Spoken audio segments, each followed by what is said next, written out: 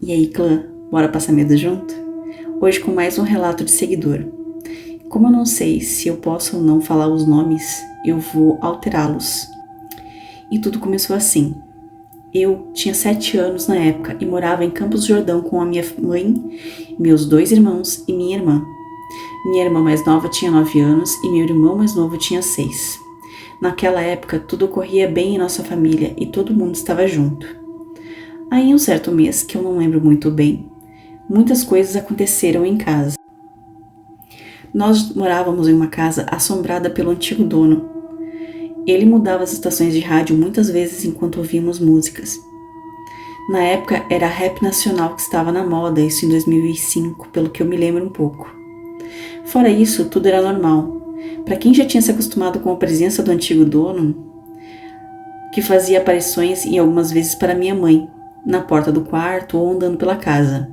Eu nunca ouvi, só minha mãe mesmo. Enfim, um certo dia teve uma briga feia com o filho do antigo dono, o fulaninho. Aí, com medo de uma possível represália ou tragédia em nossa família, saímos de casa deixando tudo e fomos para a casa dos padrinhos do meu ex-padrasto.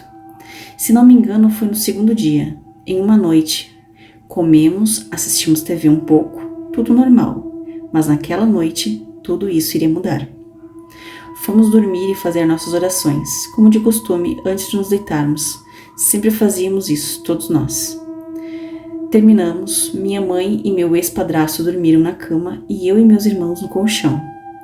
Eu ficava sempre perto da cama, como de costume, dividindo o colchão com eles. Lembro-me muito bem, como se fosse hoje, do barulho, um uivo, mas não de cachorro.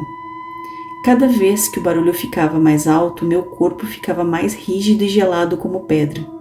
Lembro-me de olhar para baixo da cama e ver os olhos vermelhos e dentes me encarando, esperando uma reação. No momento, com o medo que eu estava, eu não conseguia nem sequer respirar direito, como se a presença dele fosse uma força inimaginável.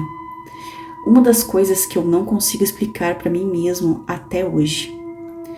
Aí fechei os olhos para ver se ele sumia da minha frente. E assim fui ouvindo os passos e os uivos se afastando.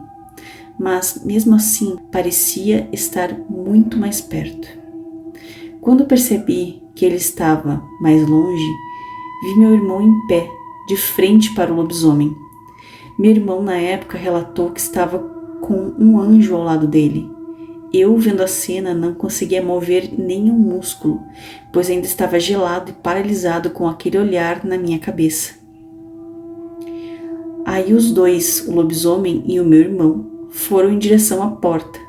O bicho arranhou a porta e saiu correndo pelo meio do mato. Fomos contar isso para minha mãe no outro dia e ela acreditou e não queria ficar mais na casa. Contaram que o homem que virava lobisomem era compadre dos padrinhos do meu ex-padrasto. Aí, nunca mais conseguimos dormir na parte de baixo da casa. Passamos a dormir no sótão, por medo disso. Bom, esse é o relato mais sobrenatural que eu vivi, entre muitos. E aí, gente, ele já havia me contado sobre esse relato em live e eu pedi que ele me mandasse o relato pro e-mail. E realmente é de arrepiar. É muito, muito, muito assustador e eu acredito porque, como não foi só ele que presenciou, eu queria muito ter uma foto dessa porta. E aí, o que vocês acharam desse relato? Conta pra mim aqui nos comentários. E me manda a sua história, quem sabe a sua não é a próxima que eu leio aqui.